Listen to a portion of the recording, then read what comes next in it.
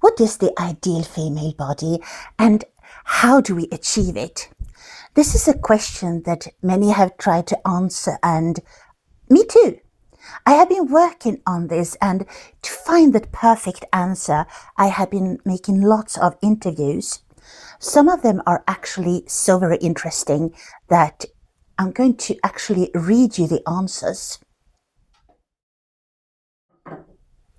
The first voice you're going to hear is from a head of a big runway show during London Fashion Week. And he said, the ideal female body? Well, that depends on which season we're talking about, darling. Also, the designer we deal with. But in general, a body that easily fits into all these seriously spectacular outfits. We are not big on curves here, darling. It is truly not for you.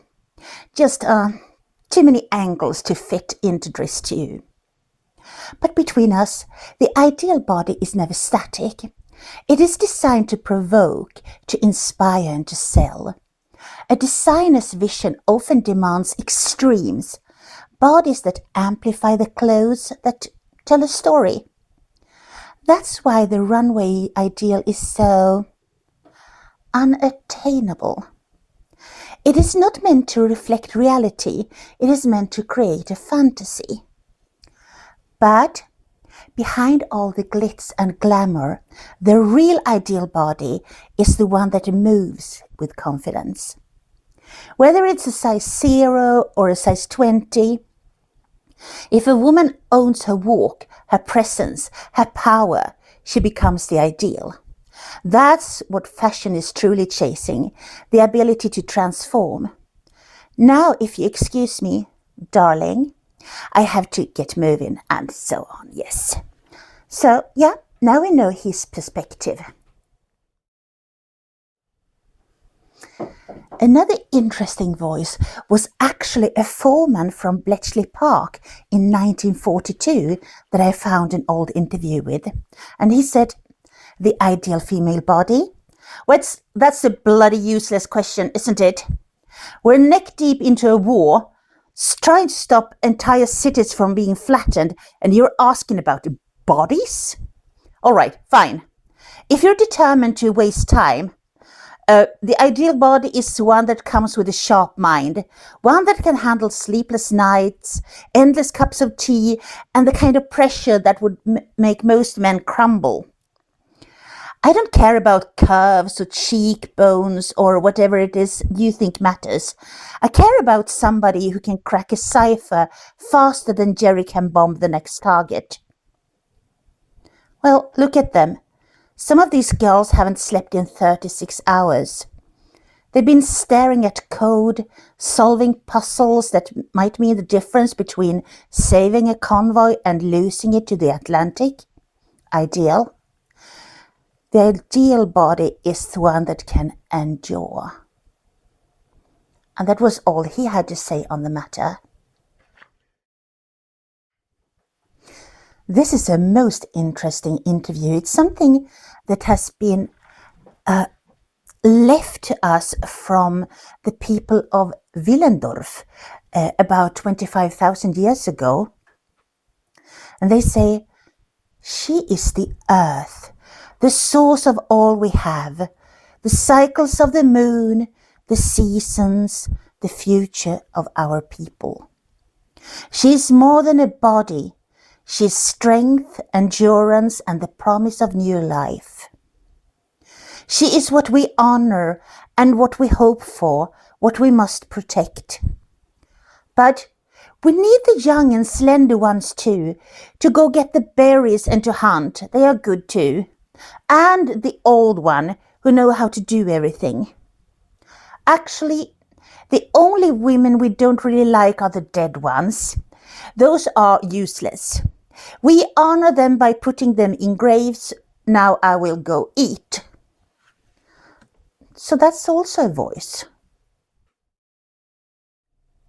Another voice that I am proud to present here is that of Eleanor of Aquitaine. You know, the queen, the mother of Richard the Lionheart. This is what she had to say on the matter. Are you asking me about the ideal for a female body? The singers of those new silly romances would say blonde hair, a neat bosom, a soft belly and sloping shoulders. A vision fit for fantasies, but useless in the real world. To me, the ideal body is one that endures. A body that can ride for days across hostile lands, command a room of weary barons, and bear countless children. It is strength and resilience. Or did you ask about beauty? Beauty has its uses. It is a weapon. I have wielded it when it served me, but it fades, as all weapons do. I see young women spending endless hours on finding beauty when they could have spent their time on useful tasks. And dare you ask me such a question? Perhaps it is your courage that is ideal, though it borders on foolishness. Shall I humour you further, or will you redeem yourself with a worthier query? A completely different voice comes from Madame Geneviève Rousseau of La Rose Noire in Paris, 1780. And she says, the ideal female body? That depends entirely on the man and the moment. The men who come here, they want all kinds. Plump, slender, tall, short. Some want a body that reminds them of their first love. Others want something exotic. Desire doesn't follow rules. But if you're asking what entrances men most of all, it is not just the body. No, it is confidence. It is the way she walks, the way she looks at him, the way she makes him feel. That is what keeps them coming back. But if you ask me personally, the perfect body is the one that makes me money. And it could be anybody that comes with the right personality and knowledge about how to hook men. And not just men. We are not picky. Why do you ask such a question? Are you simply curious, or are you in search of an answer you cannot admit? Perhaps one of my girls might enlighten you, and that is where we cut the interview short. A voice that I thought you might want to hear is that of Heracleistos, who was an artist and sculptor in Athens about 500 years before Common Era. And he said, well, it is all about balance, proportion and harmony. The gods themselves demand it. A body that embodies the golden ratio, where every curve and line flows in perfect unity. But honestly, why do you ask about the female body?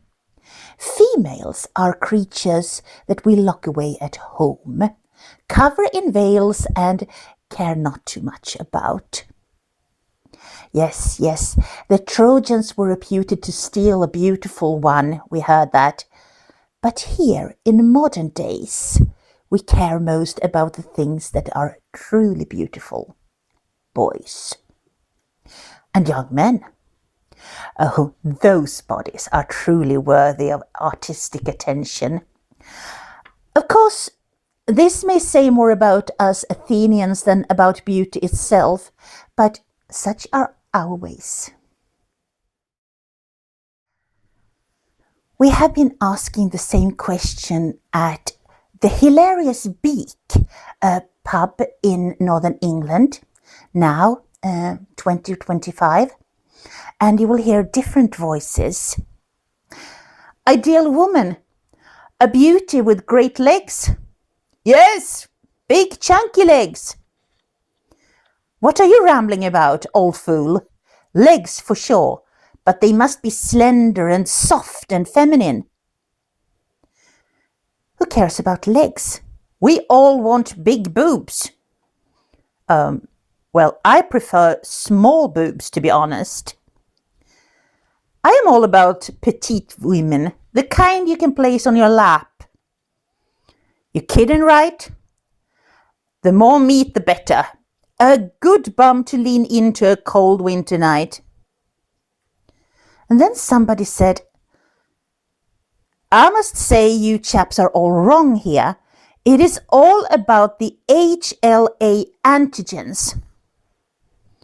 And somebody said, What the fuck is HLA antigens? Some kind of kink?